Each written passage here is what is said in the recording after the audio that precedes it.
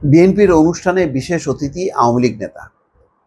একটা ছবি আছে, বিএনপির কেন্দ্রীয় নেতা এবং সাবেক এমপি আশরাফ উদ্দিনের দলীয় এক অনুষ্ঠানে বিশেষ অতিথি হিসেবে মঞ্চে আসন পেয়েছেন উপজেলা আওয়ামী লীগ নেতা ও ইউপি চেয়ারম্যান শামীম আব্বাস সুমন।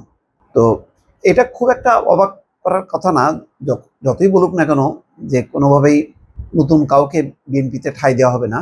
আসলে আস্তে আস্তে ঠাঁই পাবে অনেকে, এবং এলাকা বেসিসে যে রাজনীতির মেরুকরণ হয়, এটা নির্বাচন, ক্ষমতা, আধিপত্য বিস্তার, সেসব ক্ষেত্রে এখন 15 বছর ধরে আওয়ামী লীগ শাসন করেছে, শোষণ করেছে, দাপট দেখিয়েছে। এখন তাদের একটা প্রভাব আছে, সেই প্রভাবকে কাজে লাগানোর চেষ্টা করবে স্থানীয় পর্যায়ের যারা লোকাল রাজনীতিতে জড়াবে তারা।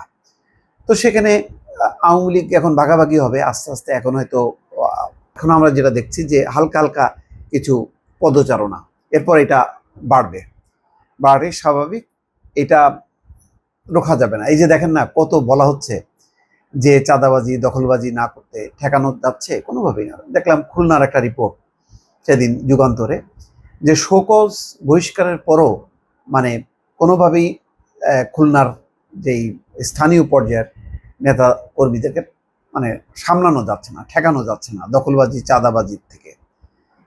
তো সেটা সারা দেশেরই চিত্র।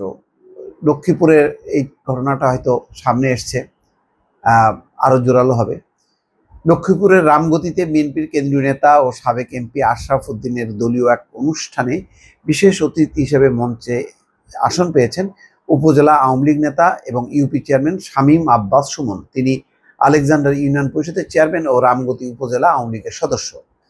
বিএনপির দলীয় সম্মেলনের মঞ্চে বিশেষ অতিথির চেয়ারে বসা আওয়ামী লীগের ওই নেতার ছবি ও ভিডিও সামাজিক যোগাযোগ মাধ্যমে ছড়িয়ে পড়লে জনমনে নানা প্রশ্ন দেখা দেয়। এই নিয়ে সোশ্যাল মিডিয়ায় সাধারণ মানুষকে ব্যাপক সমালোচনা করতে দেখা গেছে। এ ব্যাপারে রামগতি উপজেলা আওয়ামী লীগের সাধারণ সম্পাদক আব্দুল ওয়াহেদ বলেন, শামীম আব্বাস সুমন রামগতি উপজেলা আওয়ামী লীগের 51 নম্বর সদস্য।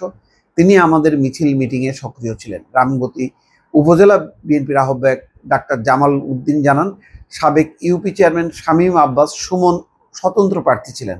তিনি আওয়ামী লীগের সদস্য কিনা জানা নেই, তবে তার পরিবার বিএনপি, আমরা তাকে দাওয়াত দেইনি, তিনি এসে অনুষ্ঠানে বসেছেন। এ ব্যাপারে আওয়ামী লীগ নেতা শামীম আব্বাস সুমন বলছেন, এলাকার স্বার্থে আমরা তখন আওয়ামী লীগের সঙ্গে মিলেমিশে কাজ করেছি, এখন বিএনপির পদ না পেলেও পাওয়ার আশা করছি। ওই যে আগে মানে যেহেতু আওয়ামী লীগ ক্ষমতায় ছিল তখন তাদের সাথে মিলেমিশে কাজ করছে, কিন্তু সে বলার চেষ্টা করছে এই মনে মনে বিএনপি, এখন বিএনপি যেহেতু ক্ষমতায় আসবে বা এখন ক্ষমতাশালী, আওয়ামী লীগ পলাতক, সুতরাং এখন আবার বিএনপিতে যোগ দেবে। এই আর কি, লোকাল পলিটিক্সে যা হয়, যারা সুযোগ সন্ধানী তাদের তো এটাই কাজ।